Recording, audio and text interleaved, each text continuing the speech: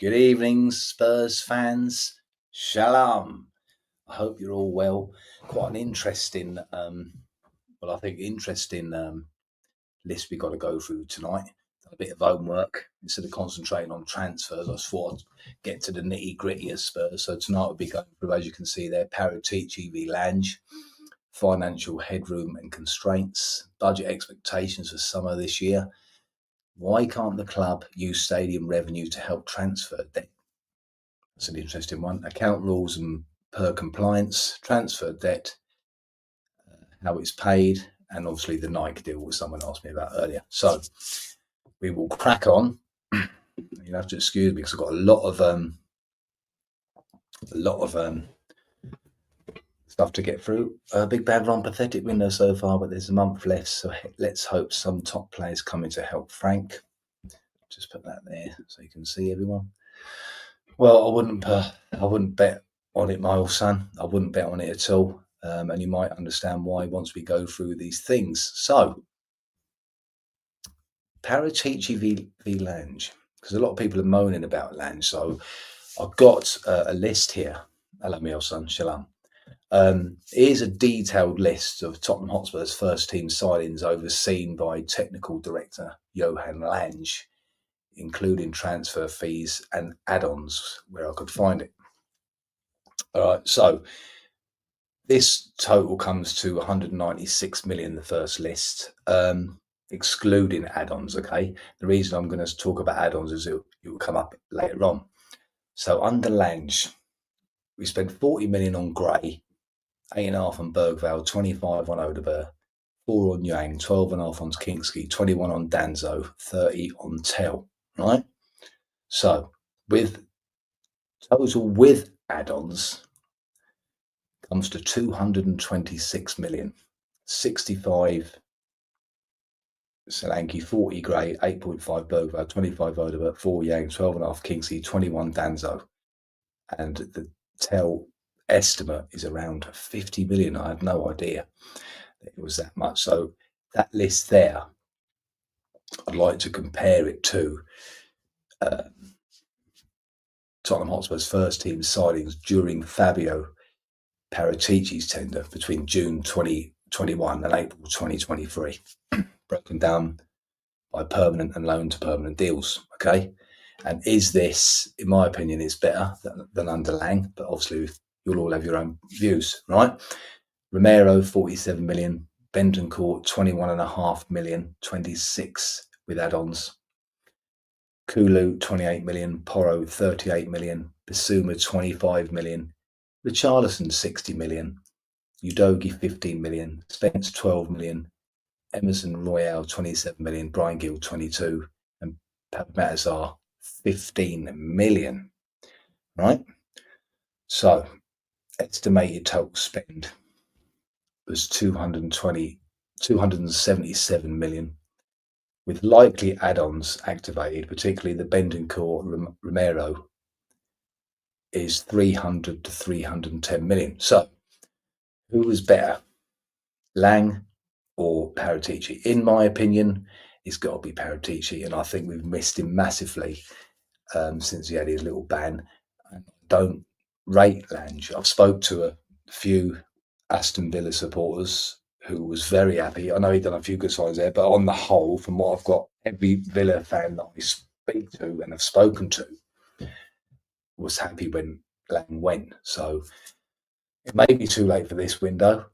I don't know, but let's hope Paratici gets back. Anyway, in my opinion, I hope he gets back because the window at the moment is absolutely pathetic. And you'll probably agree with me, mate. It's absolutely pathetic. Right.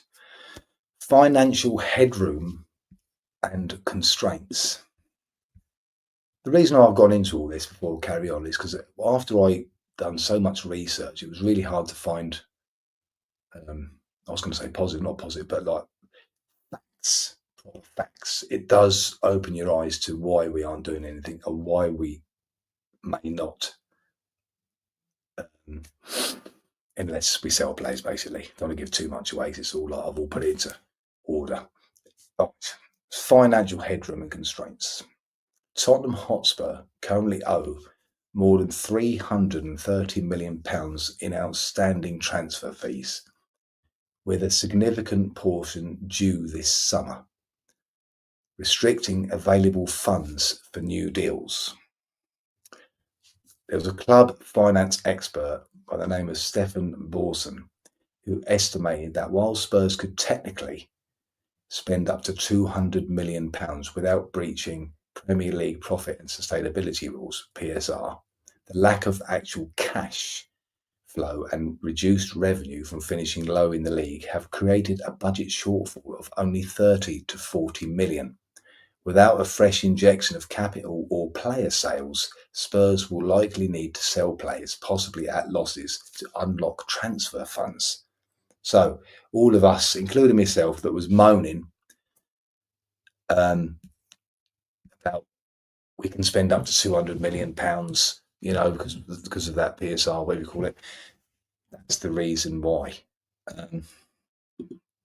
About the wasted money and the 500 million revenue. Yeah, I'm coming to all that, my friend. I haven't got any information of where the Kane money went, but yes, we will come to that. But yeah, it just put a bit of light on the on that, doesn't it? And not a good light. Yeah, I agree with you there, Big Bad Ron. Right, budget expectations for summer 2025. Despite Europa League success and Champions League qualification boosting revenue, 5 million final bonus, 60 million for qualification, Spurs remain significantly constrained. Analysts suggest the club is likely to prioritise outbound sales and look for lower cost or loan options when planning new signings. I personally think that's changed since I found this, because obviously the Morgan Gibbs White thing has made them look like absolute idiots. Do you know what I mean? So in summary, Spurs still need to pay transfer debt stands at approximately 330 to 337 million, with a large heading due imminently this summer. This liability restricts Tottenham's ability to sign new players unless funds are guaranteed through sales. Which begs the question, why haven't they sold anyone yet? Investments or sponsorship income. Even though Spurs are not over the league cash regulation limits, they face a cash flow pinch that must be managed very carefully. So everyone was saying, also we say, the Levy lovers were saying, oh, he's brilliant, isn't he? Because, the way that he spreads out the deals. Yeah, he does, mate. I totally agree.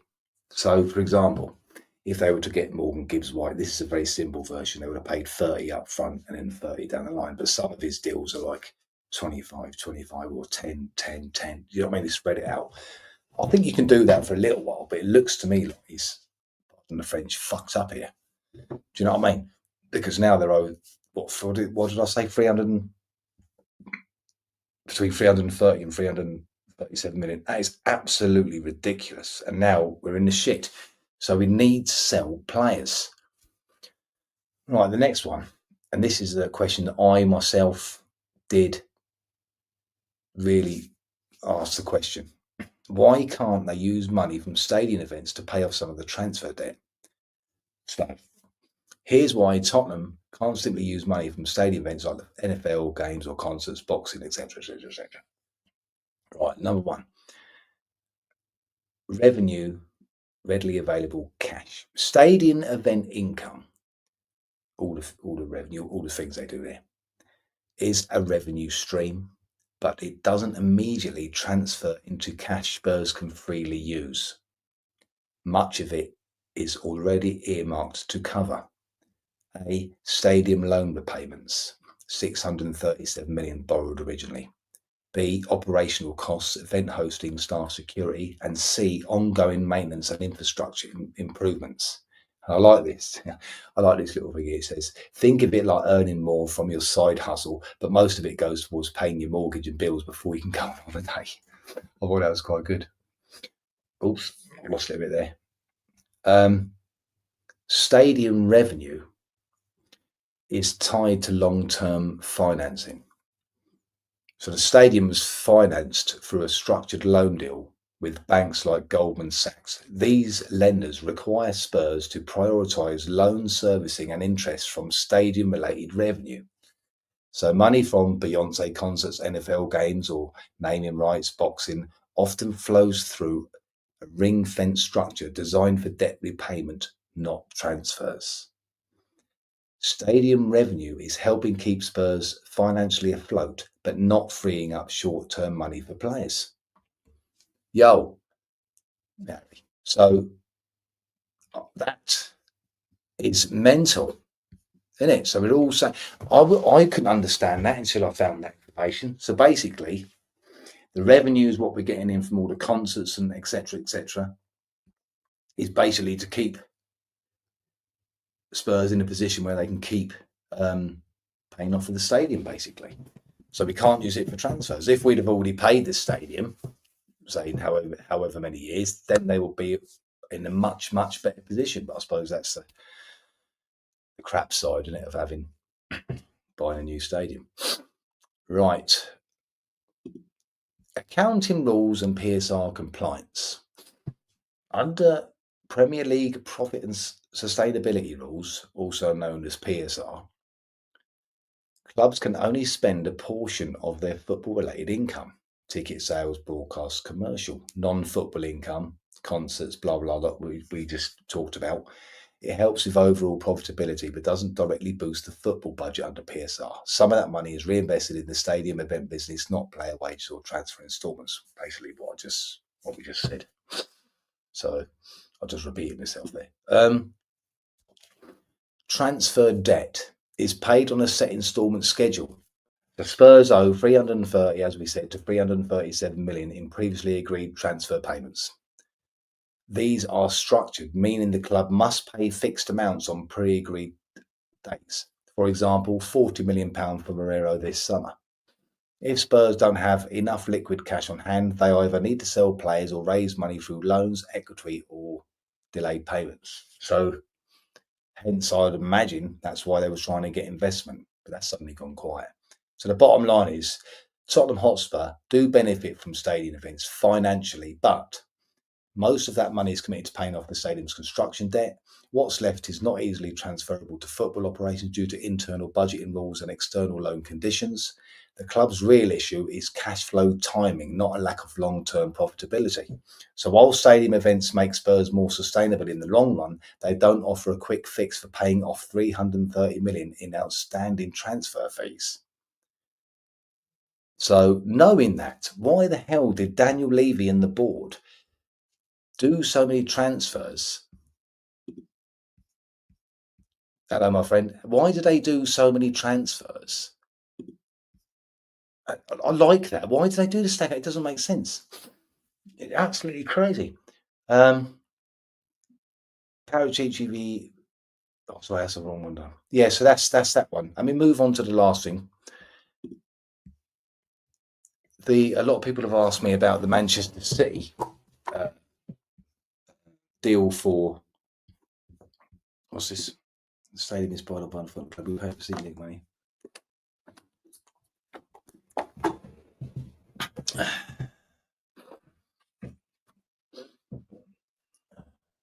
Well, that's not what I've found out, my friend. And who knows what they're doing with that money?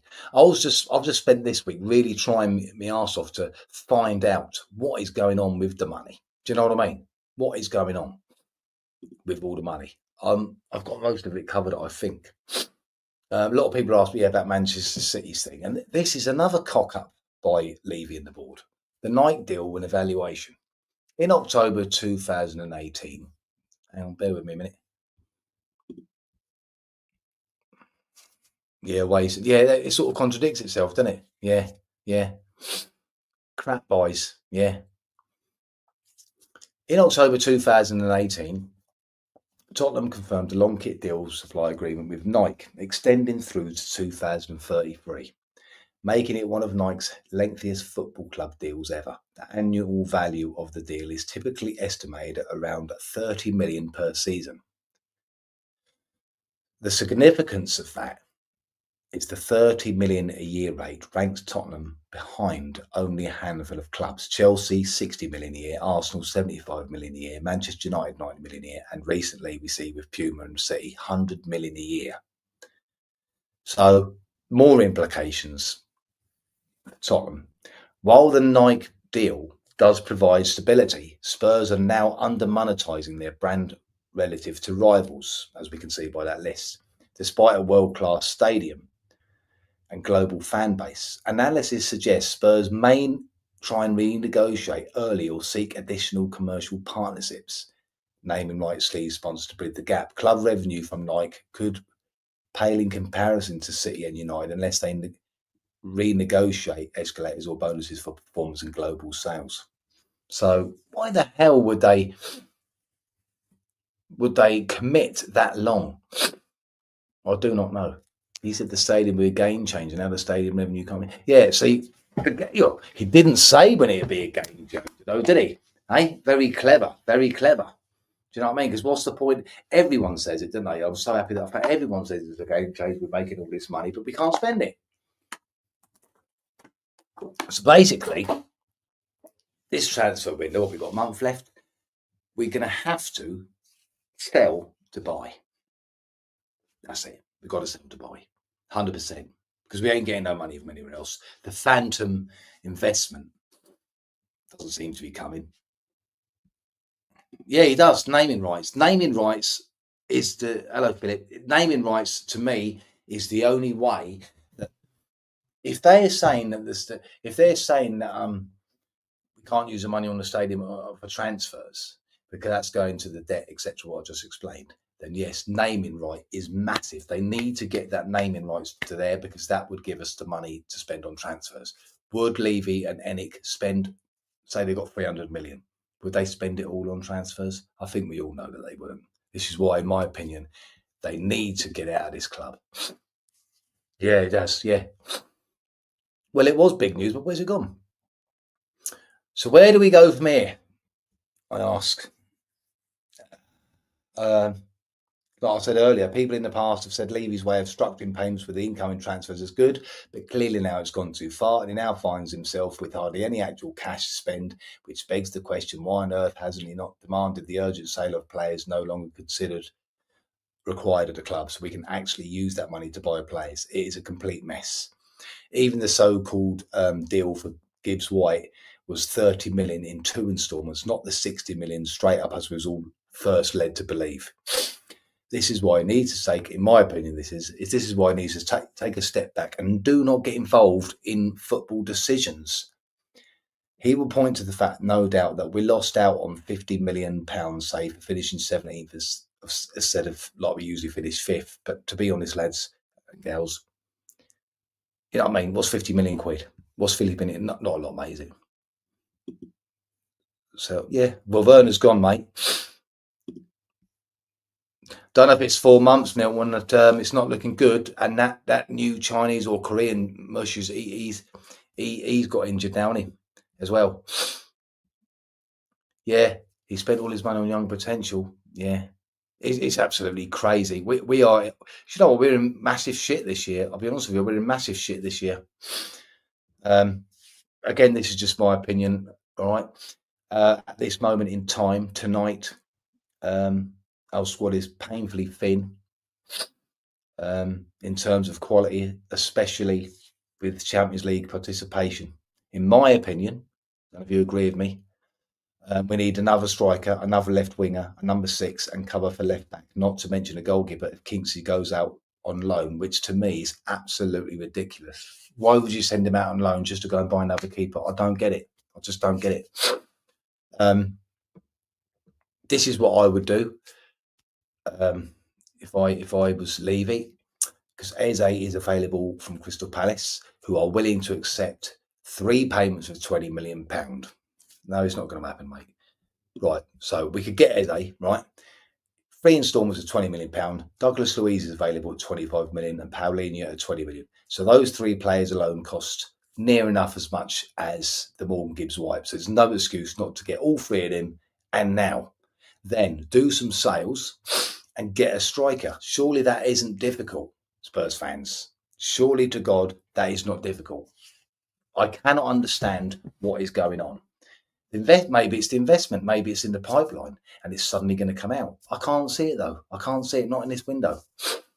The squad that they sent out on this tour is absolutely shit. I'm sorry, it's absolutely shit. It is. I don't understand. They need to get out, Big Bad Ron. If they're not interested in football, they need to get out. I got a bit of news in just as I got in tonight. So I've done a quick delve on him. I don't know if any of you have heard of him.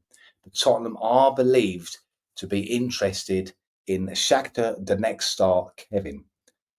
Spurs would likely have to offer in excess of 25 million euros for the 22-year-old Brazilian left winger. He's a young Brazilian winger for Shakhtar Donetsk. He's known for his pace, dribbling ability, and one-on-one skills. He was recently recognised as a club's player of the season of 24-25.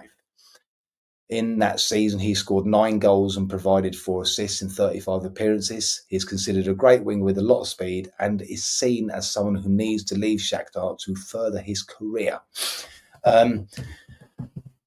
Just get him, because whether Sonny leaves or not, our left side to me is weak. I'm not going to slag Tell off because he's young. He shows little fits and starts. But as I said, we're in the Champions League this time. They keep saying they want to go through all 4 things. Then you need quality, proven players. About this, Kevin, pace and dribbling. He uses his speed and dribbling skills to beat defenders, creating chances for himself and his teammates. One-on-one ability. He excels in one-on-one situations, often taking on defenders and creating space for attacks. Attacking threat. He is a direct attacking threat, capable of scoring goals and providing assists. Brazilian flair. He brings a flair and creativity often associated with Brazilian players. Versatility. He primarily plays as a left winger, but can also play as an attacking midfielder. So let's keep an eye on that one. Someone mentioned me today, I don't know if you want to know, that we're interested in some Moroccan thing. I'm not sure I've heard anything from a reliable source about him. Yeah. I'd buy them 3 and then get a good striker. That comes on really, maybe something. Yeah. Harry Kane, actually. You mentioned Harry Kane there. He is actually available in January to us for £54 million. Yeah, it was, wasn't it? Yeah. Well, I haven't had a chance to look at him yet, Big Bad Ron. But we are desperate, and if we go into the season now, we are going to get our pants pulled down in that Champions League, and it could be very embarrassing. And to be fair, I know it's only pre-season friendly, and I was harping on last time when I was on the live. Don't take the notice. The pre-season friendlies, don't take the notice. But we got Arsenal on Thursday, and whether you like it or not, they're never friendlies. I'm not looking forward to it. I'm actually not looking forward to it. I think we can get spanked. And where does that do for your confidence? Do you know what I mean? And surely the players can't be running about confidence. Do you know, we're going to go into the Champions League this season as it stands with Solanke, who had a knock the other day, and Richarlison, who's made a Weetabix. That's it. As I said, Udogi's injured. We've got to wait and see if it is 4 months. The left back position, as I said on the last video, is weak. We haven't bought any cover for it. The new Mush from Korea or Japan, wherever he's from, he's injured. Don't know how serious that is. It's an absolute joke, mate. It'd be like a going Pac-Man for Arsenal. Yeah, exactly. It's mental. I cannot see why they're not doing anything. And like you said earlier, anyone know if Tottenham v Arsenal's game is on TV? Anyone know if that's on TV? It'd probably be on TV around the world, but not in England as it usually is. But I suppose we can try and find a stream or something. I mean, they might surprise us, but I can't see it. I absolutely can't see it. I really can't. I don't. Can someone please answer? I think someone said the other day when I asked this question, how can Liverpool spend so much money and we're not? And someone said, Spurs play. I'm not paying 40, 45 quid for that, mate. I'm not. I think actually this thing here, this Spurs like top here, is the last thing that I bought. This was years ago from Spurs. I will not put any money, and I might sound like a bit of a stiff, but I'm not putting any more money into that club until we start behaving like a big club. Like, Harry's not near me boy here. I buy all my shirts from DHgate, and I have for years. I'm not giving them any more money. Bollocks. Why? We're just cash cows. And when if you see your team going out and trying, you know what I mean? It's just because it's a friendly, Harry. Because it's a friendly. If I see them going out and buying players and really trying to compete, I will. But I'm not putting any money in their club. This is how you gradually. Yeah, yeah, yeah. It doesn't seem like a football club to me. Let's ask a question, Big Bad Rob. Was you drawn in? I was. I don't often get drawn in with the Tottenham bullshit, but when they signed Kudos, and then when they seemed to sign Morgan Gibbs White, I thought they're going for it this season. They ended 17th. Yeah, they won the cup, but that shit them up a bit because this club do not want to go down. That would kill Levy in the board. So I thought they've learned bullshit, right? People say it wasn't Tottenham's fault. It wasn't Levy's fault for the Morgan Gibbs White deal falling through. Well, apparently it was, wasn't it? Because even though they matched the release clause, there were certain things within that release clause that Spurs wouldn't do or wouldn't match. That's what I'm hearing. So it is their fault. So if they weren't willing to match that creates doubt. So why haven't they gone and got a backup plan? Why is it also when we go, other clubs going for players, that's the play we want, bang the money, boom, it's done in a couple of days. Whereas us, faff around for ages, weeks sometimes, and more often than not, cock it out. It's absolutely, mate, it just drives my nutting. But I hope that some of that information, I know I waffled on a bit, maybe we'll have to watch it again. Hopefully that explains some of it. But I don't think that, now I've seen all that information. What's that? 200 bit Levy, yeah. Well, our top earners run 200 grand, don't they? So he could have offered him that. Do you know what I mean? But what I'm saying is, if Levy, well, he knows, okay, from that information I just read out tonight, if he knows that you can't spend the revenue from the stadium events to be put into transfers, if he knows that, then why is he staggering that money? And why has he now got us in the shit where we owe like 330 to 300, just say 350 million in staggered payment? That's absolutely ridiculous. Why would you do that? Why would you do that? It's absolutely ridiculous. And now people are now going to know that we were willing to not stump up 60 million quid because obviously we was willing to pay 30 up front for Gibbs White and then another 30 probably next year. Because that's another thing what I got drawn in, because when they said on like everywhere Spurs match the release clause for Morgan Gibbs White, I thought, bloody hell, they wanted 60 for him to release him. Bang, they've gone straight in at 60. But they didn't do that. It was 30 then 30. But now other clubs know that we've got that money. So if we go in with someone at 45, they're going to try and push us as close to that 60 as we can. And then they go over there. It's an absolute joke. But I'm glad I got that information. And so the stadium, I should have looked that up actually. The stadium isn't going to be paid off for what, another 15 years? So basically then we've got to wait until the 15 years have gone by, where the stadium's paid off, and then we can buy players. In a nutshell, that's what it is, and it's quite. From what that information says, that is what it is. I am absolutely staggered by that. You know what I mean? That didn't come, by the way, Big Bad Ron, from the club. That didn't come from the club, because I don't believe anything. I don't look into the clubs. I look at sources, reliable sports analysts, financial analysts that got nothing to do with the club, because I don't like to come on here. And pardon me, French, I don't want to spout bullshit. That's why I don't come on it every day like a lot of the other channels. They come on here every day, they're speculating, they're trying to guess it. I don't like doing that. Okay, obviously I'd like people to like and subscribe, of course I would. But, it will get there in the end. But I'd rather just come on here maybe once a week when the football season's not on and try and find facts. Do you know what I mean? Proper facts. Obviously, when the football season starts, you come on here 2 or 3 times a week. And I'm quite looking forward to it, actually. Well, I am and I'm not, because I just can't see how we're going to improve on next season. I don't look into the games against Luton and Wickham.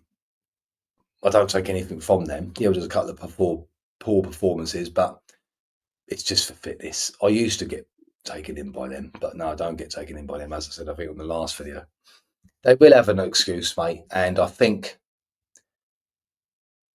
God, imagine that being the next Luton. I'll be gutted, mate. You don't say that. Don't jinx it, man. But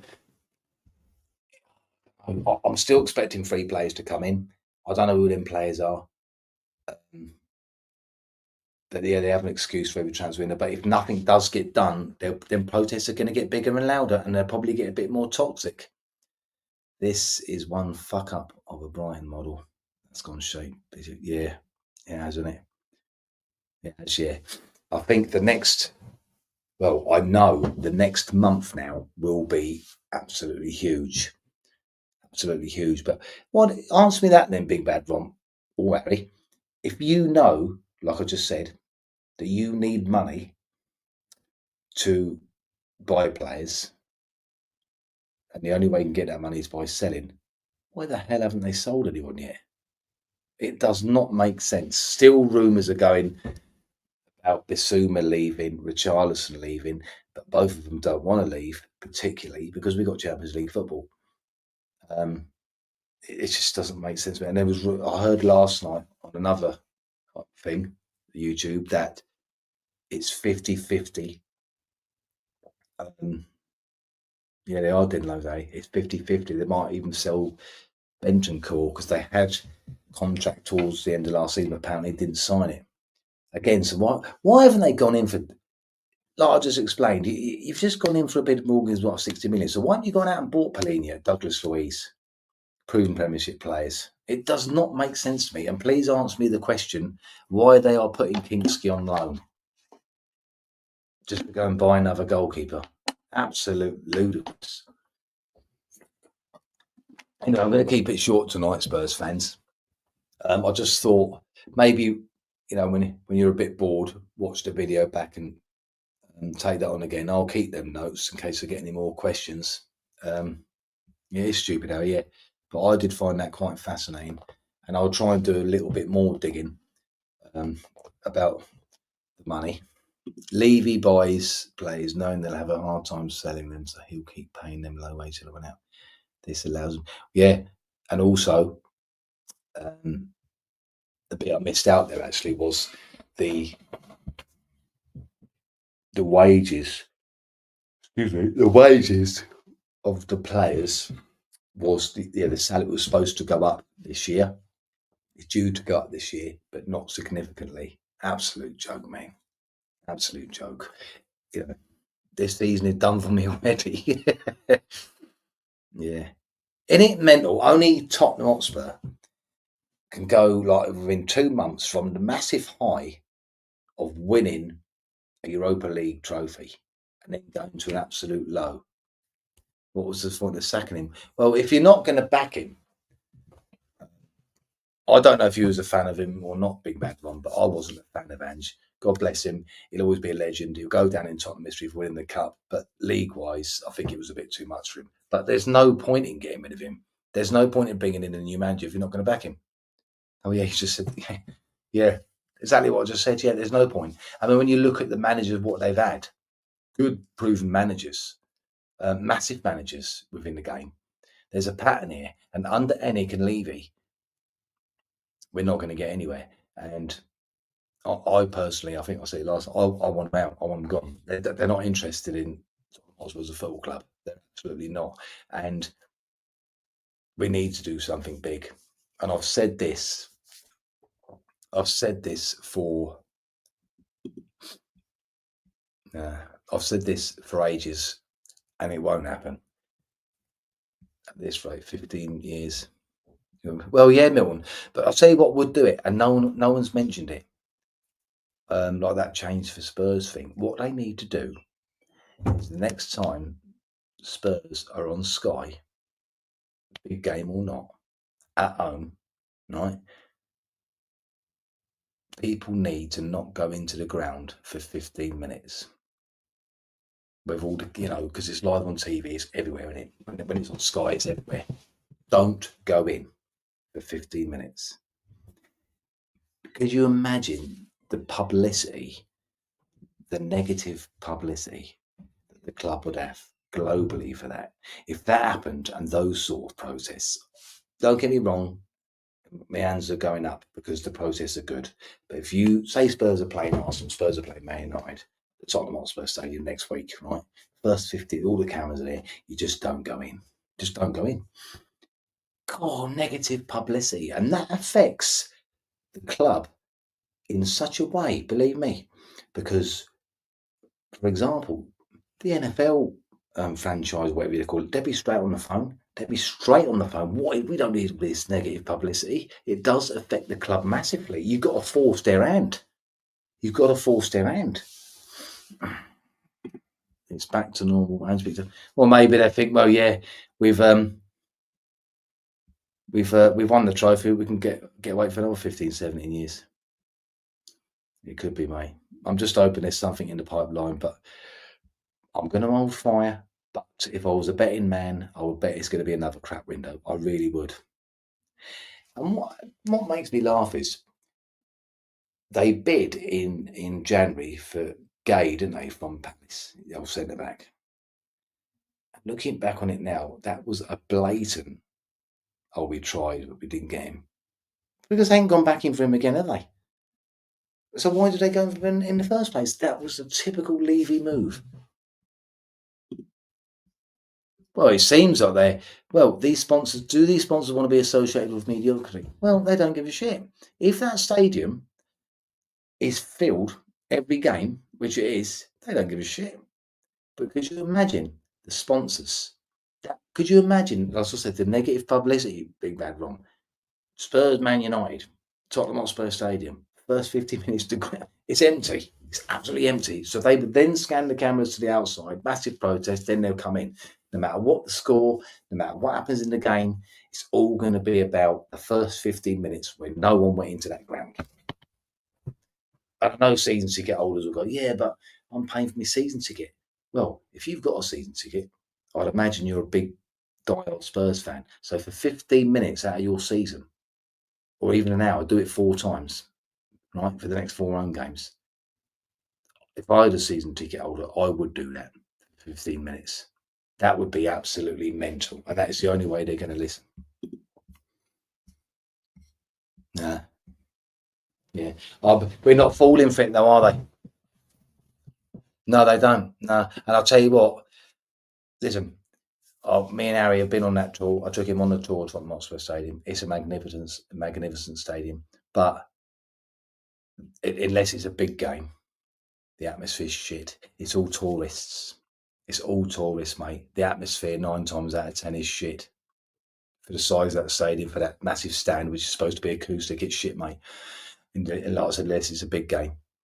Yeah, it's sad times. It really is. And like I said, it's gutting. But this is exactly what happened when we got to the Champions League final, wasn't it? Levy will never admit this, but he knows in his head there at the back of the ball, he knows fucked up there. He should have backed him, and you wouldn't have to go through all it. Since then, it's been a disaster, really. Let's be fair.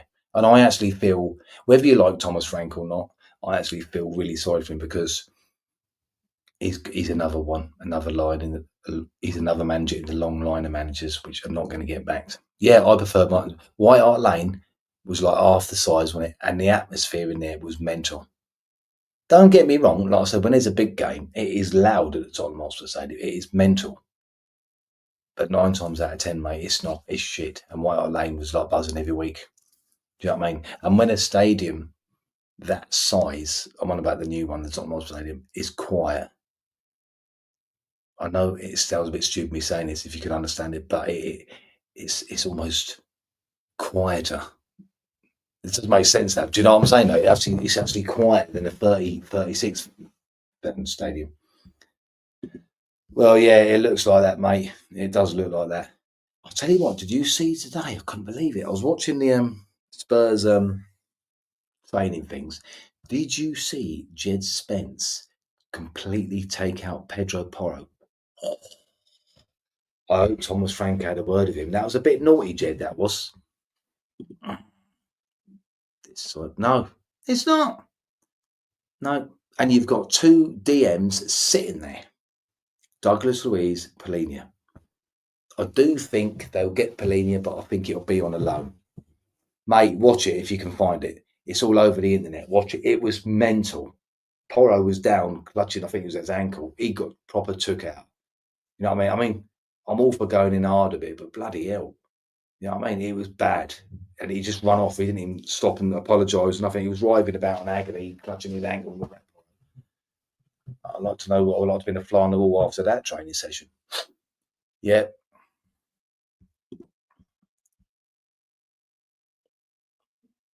See, this is what worries me about Spence. When he was trying to prove himself and he was coming back into the team and he was getting let back into the team, he was brilliant, wasn't he? But once he thought that he got a regular spot, he started chilling again. Yeah, we'll have to wait and see. Well, he might have to move on for that. I'm actually a great fan of Porro. I know he's not a brilliant defender. His defending has improved. Yeah, he did, Harry. Yeah. Yeah, I think Porro is not the best defender, but his defending has definitely improved. Going forward, he's brilliant and he's got a terrific ball in him. He can ping a ball, which he has done a few assists. I like Porro. Yeah, he did get too comfy. He'd done all the hard work and he got there, and then that was it. You know what I mean? That's no good. But anyway, as I said, I'm going to keep it short. Thanks for joining in. Please like and subscribe. Let's get this channel growing a bit more. Yeah, he did. Yeah. Yeah, a lot of people do, mate, because he cares, doesn't he? But I'll see you all soon, Spurs fans. For getting any more news, then I will obviously come on. If not, take care of yourselves. God bless. Good health to you all. Come on, you Spurs.